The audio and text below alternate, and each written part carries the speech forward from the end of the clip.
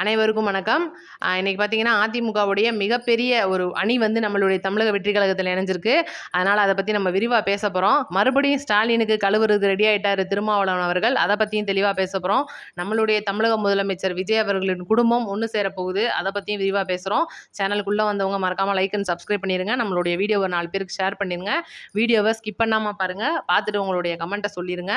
இன்னைக்கு பார்த்தீங்கன்னா, அதிமுகல யாராவது அதிமுககாரங்க இருக்கீங்களாப்பா? முதல்ல சொல்லுங்க.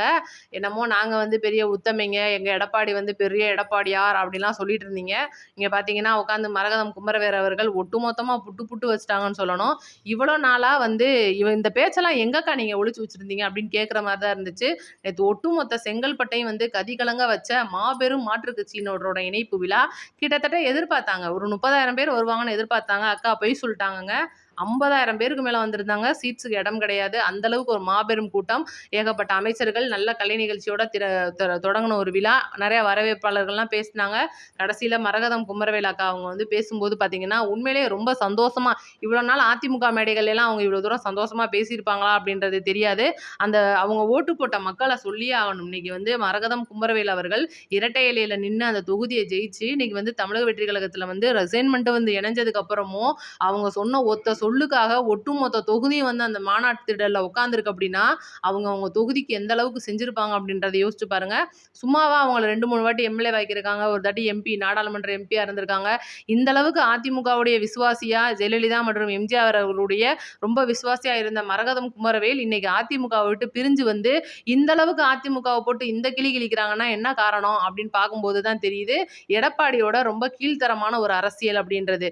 ஏன்னா அந்த அளவுக்கு அதாவது பாண்டிச்சேரி ரிசார்ட்ல தேர்தலுக்கு முன்னாடி ஏகப்பட்ட கேவலமான வேலைகள்லாம் கூவத்தூர்ல நடந்த விட தான் கேவலமா வந்து பாண்டிச்சேரியில நடந்திருக்கு அப்படின்றதும் ரொம்பவே வந்து அதுக்குள்ள நம்ம போனோம்னா கன்றாவி வீசும். அதனால நம்ம மேலோட்டமாவே பேசுவோம். என்னன்னா திமுகல இருந்து சில கைகூலிகள், அதிமுகல இருந்து சில கைகூலிகள் வந்து பயங்கரமா வந்து பேசி எப்படியாவது அதிமுகவை இணைச்சிருவோம். எப்படியாவது எடப்பாடிய வந்து முதலமைச்சர் ஆக்கிருவோம் போது திமுக காரங்க பல பேர் நாங்க என்ன எடப்பாடிக்கா ஓட்டு போட்டோம். அந்த ஆள்லாம் வந்து முதலமைச்சர் ஆகக்கூடாதுன்னு சொல்லிட்டு கொடியை தூக்கணுன்னே பார்த்துருக்காங்க. ரைட்டு. அப்ப என்ன பண்ணுவோம்? பொதுவான ஆள தூக்கு. திமுகல இருந்து பாதி பேர் வா, அதிமுகல இருந்து பாதி பேர் வா, திருமாவளவன முதலமைச்சர் ஆக்குவோம்னு சொல்லும்போது, எடப்பாடி என்ன சொல்லிட்டாப்ல, அந்த ஆளுக்கு கீழலாம் என்னால இருக்க முடியாது. அந்த ஆளு எனக்கு தேவையில்லைன்னு சொல்லி இப்படி கொடி தூக்கவும், இதுவே போயிருக்கு கிட்டத்தட்ட 1 வாரம். இந்த டைமுக்குள்ள நம்மளுடைய முதலமைச்சர் என்ன பண்ணிட்டாப்ல, 2 தடவ போய் ஆளுநரெல்லாம் பார்த்துட்டு வந்துட்டு, என்னங்கய்யா நாங்க பெரும்பான்மை வச்சிருக்கோம். நீ சட்டசபையில நிரூபிக்க பெரும்பான்மைய இப்ப கேட்டுட்டு இருக்கீங்க. இது சரியா வராது அப்படின்னு சொல்லிட்டு இருக்கும்போது, கடைசியில ஆளுநரும் ஒரு டைம் சொல்லி அனுப்பிட்டாரு. இது எல்லாருக்குமே தெரிஞ்ச விஷயமா இருக்கு. ஆனா ரிசார்ட்டுக்குள்ள என்ன நடந்துச்சுன்னு மரகதம் குமரவேலுக்கு தானே தெரியும். அப்படி இருக்கும்போது அக்கா ஒவ்வொரு விஷயத்தையும் சொல்லியிருக்காங்க.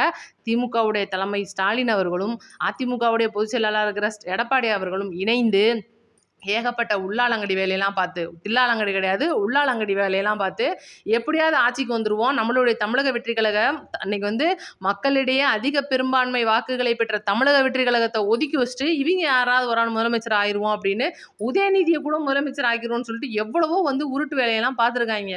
இதெல்லாம் வந்து சரியா வராதுன்னு சொல்லிட்டு கொடி பிடிச்சு தனியா வந்தது தான் சி.வி.எஸ். சண்முகம் அவர்கள் மற்றும் எஸ்.பி. வேலுமணி அவர்களுடைய அணியா இருந்துச்சு. ஆனா பார்த்தீங்கன்னா, எடப்பாடி அவர்களுடைய தனிப்பட்ட அணியில ஒரு 21 எம்எல்ஏக்கள் போயிட்டாங்க. இங்கிட்டு சிவி தரப்பு எஸ்பி வேலுமணி, லீமா ரோஸ் அவர்கள் இவங்கலாம் வந்து கொடி பிடிச்சிட்டு வெளியில போன உடனே ஒட்டுமொத்தமா வந்து இது எங்களுக்கு எதிர்ப்பாகுதுங்க அப்படின்னு சொல்லிட்டு அப்படியே நைஸா இந்த பேச்சுவார்த்தையெல்லாம் நடக்காத மாதிரியே கலந்துக்கிட்டு வெளியில வந்து நாங்கெல்லாம் வந்து வெள்ளை சட்டை வெள்ளை வச்சு தான் கட்டியிருக்கோம். நாங்கெல்லாம் பயங்கர கெத்து தெரியும்ல. நாங்கெல்லாம் வந்து திமுகலாம் எங்களுக்கு எதிரி. நாங்கெல்லாம் எதிரியானவங்க அப்படின்னு சொல்லிட்டு அப்படியே மேலோட்டமா பேசிட்டு இருக்காங்க. இங்கிட்டு அவங்க அறிவாலயத்துக்குள்ள என்ன பண்ணிட்டாங்கன்னா, என்ன நாங்க திமுகவோட அதிமுகவோட பேசணுமா? என்னப்பா அது காமெடி பண்ணிக்கிட்டு இருக்கீங்க? இணையுமா இந்த 2 கழகங்களும்? அது பெரிய கழகம். நாங்க அத விட பெரிய கழகம். நாங்க எப்படி இணைவோம்ன்னு சொல்லிட்டு அப்படியே மேலோட்டமா பூசி முழுகுனாய்ங்க. கடைசியில இன்னைக்கு எல்லா உண்மையும் வந்து வெளியில வந்துருச்சு. இவ்வளோ விஷயமும் வந்து பாண்டிச்சேரிக்கு தமிழக மக்களுக்கு தெரியாம நடந்திருக்கு அப்படின்னா, எவ்வளோ பெரிய கேவலமானவங்களா இருப்பாய்ங்க அப்படின்றத முதல்ல பார்க்கணும். இன்னைக்கு செங்கோட்டையன் அவர்களையும் நம்ம சொல்லித்தான் ஆகணும். செங்கோட்டையன் அவர்களும் வந்து மரகதம் குமரவேல் பேச பேச பார்த்தீங்கன்னா, அவ்வளோ ரசிச்சு பார்த்தாரு. ஏன்னா ஆல்ரெடி அவரும் அங்க தானே இருந்திருந்தாரு. இவர் என்னெல்லாம் வேலை பார்ப்பாய்ங்க இவங்க, எப்படியெல்லாம் குட்டி கலாட்டா பண்ணுவாங்கன்னு அண்ணனுக்கு நல்லாவே தெரிஞ்சிருக்கு. அதனால தான் வந்து தமிழக வெற்றி கழகத்துல தேர்தலுக்கு முன்னாடியே வந்து இணைஞ்சிருக்காரு அப்படின்ற ஒரு தகவலும் வந்திருக்கு. இன்னைக்கு உண்மையிலேயே இணையாம இருக்கிற அதிமுகவுடைய எம்எல்ஏக்கள் நெறைய பேருக்கு பார்த்தீங்கன்னா, செங்கோட்டையன் அவர்களை பார்த்து பொறாமையா தான் இருக்கும். அதுதான் உண்மை. அடுத்து ரொம்ப முக்கியமான விஷயத்துக்கு வருவோம். இன்னைக்கு மரகதம் குமரவேல் அவர்களுடைய தலைமையில இணைஞ்ச நெறைய பேர் வந்து ரொம்பவே சந்தோஷமா, ரொம்பவே தனிப்பட்ட முறையில அவங்களுடைய ஒரு பேச்சகலாம் குடுத்து, இன்னைக்கு நம்மளுடைய தமிழக வெற்றிக் கழகம் வாழ்றதுக்கும், அதாவது அவங்களுடைய வழி நடக்கிறதுக்கும் வந்து ஒரு மிகப்பெரிய உறுதுணையா நாங்க இருப்போம் அப்படின்னும் வந்து உறுதிமொழி குடுத்துருக்காங்க. இனி அடுத்து பார்த்தீங்கன்னா, கண்டிப்பா மரகதம் குமரவேல் அவங்களால அந்த தொகுதியில நிக்க முடியுமா அப்படின்றது கேள்விக்குறி. சபாநாயகருடைய பதிலை எதிர்பார்த்து தான் இந்த 4 எம்எல்ஏக்களும் காத்துக்கிட்டு இருக்காங்க அப்படின்றதும் ஒரு தகவல் இருக்கு. அதுக்கூடிய அடுத்தடுத்த அப்டேட் வந்து நான் அடுத்தடுத்த வீடியோல சொல்லிடுறேன். இப்ப நம்மளுடைய தமிழக முதலமைச்சருடைய விஜய் அவர்களின் குடும்பத்த பத்தி பேசுவோம். எல்லாரும் எதிர்பார்த்துக்கிட்டு இருந்த அந்த விவாகரத்து வழக்கு. தேர்தலுக்கு முன்னாடி பார்த்தீங்கன்னா, மிகப்பெரிய குண்ட தூக்கி போட்டிருந்தாங்க சங்கீதா அவர்கள். அ என்னாச்சுன்னு தெரியலையே, திடீர்னு இந்த மாரி போடுறாங்களே, ஏன் இப்படி விஜய் அவர்கள் வந்து இன்னைக்கு அரசியலுக்கு வந்து எலெக்ஷன் வர டைம்ல போடுறாங்க. இது பெரிய மைனஸா போப்போது. நடிகைய வேற உள்ள தூக்கி போட்டுருக்காங்களேன்னு சொல்லிட்டு எவ்வளவோ வந்து எல்லாரும் குழம்பிட்டு இருந்தாங்க. சில பேர் வந்து நம்புனாங்க, சில பேர் நம்பல. இவ்ளோ விஷயங்கள் போயிட்டு இருக்கும்போதும் நான் ஒவ்வொரு இடத்துல சொன்னேன். குடும்பத்த தயவுசெய்து அரசியலுக்கு இழுக்காதீங்க. அது எப்பவா இருந்தாலும் சரியா போகும். நாளைக்கே பார்த்தா 2 பேருக்கு நேருக்கு நேர் பார்த்தாங்கன்னா சிரிச்சுட்டு போயிருவாங்க. இதனால ஒண்ணும் பிரச்சனை இல்ல அப்படின்னு. அதேபோல தமிழக மக்கள் அதாவது குடும்பத்தையும், அரசியலையும் பிரிச்சு பார்த்தனால தான் இன்னைக்கு நம்மளுடைய தமிழக முதலமைச்சர் வந்து முதலமைச்சரா உட்கார்ந்திருக்காரு. அப்படி இருக்கும்போது அடுத்து ஒரு வழக்கு பார்த்தீங்கன்னா, நம்மளுடைய தமிழக முதலமைச்சர் டெல்லி போயிருந்தாரு பார்த்தீங்களா? நிதி ஆயோக் கூட்டத்தன்னைக்கு. அன்னைக்கு வந்து வழக்கு விசாரணைக்கு வந்திருக்கு. ஆனா அத வந்து வாய்தா குடுத்தனால, நாளைக்கு திங்கட்கிழமை அதாவது திங்கட்கிழமையான இன்று வருது அப்படின்றது ஒரு தகவலா வந்திருக்கு. ஆனா இன்று வரப்போற வழக்குல ஒரு மிகப்பெரிய சந்தோஷமான விஷயம் என்னன்னா, நேத்து சோபா சந்திரசேகர் அவர்கள் தனிப்பட்ட முறையில ஒரு வீடியோவே போட்டிருக்காங்க. 2 பேர்கிட்டயும் அதாவது நம்மளுடைய சிஎம் கிட்டயும், அன்னியார் சங்கீதா அவர்களிடையும் தனித்தனியா நான் பேசிட்டேன். வழக்க வந்து வாபஸ் வாங்க போறாங்க. குடும்பத்தோட இணைந்து இருக்க போறாங்க அப்படின்ற ஒரு தகவல சொல்லியிருக்காங்க. ரொம்பவே சந்தோஷமான விஷயம். எல்லா தமிழக மக்களும் எதிர்பார்த்த ஒரு நம்மளுடைய தமிழக முதலமைச்சர் குடும்பத்தோட இணைய போறா அப்படின்ற ஒரு மிகப்பெரிய சந்தோஷமான விஷயம் வந்துருச்சு அப்படின்றது எல்லாருக்குமே தெரிஞ்சிருச்சு. அதனால அந்த சந்தோஷத்த நம்ம வந்து கொண்டாடுவோம். அத நீங்களும் சந்தோஷம்னு நெனச்சீங்கன்னா, மறக்காம கமெண்ட்ல சொல்லிருங்க. இன்னைக்கு பார்த்தீங்கன்னா, ஜனநாயகன் படம் எல்லாரும் கேட்டுக்கிட்டு இருக்க மிக முக்கியமான அப்டேட்டு.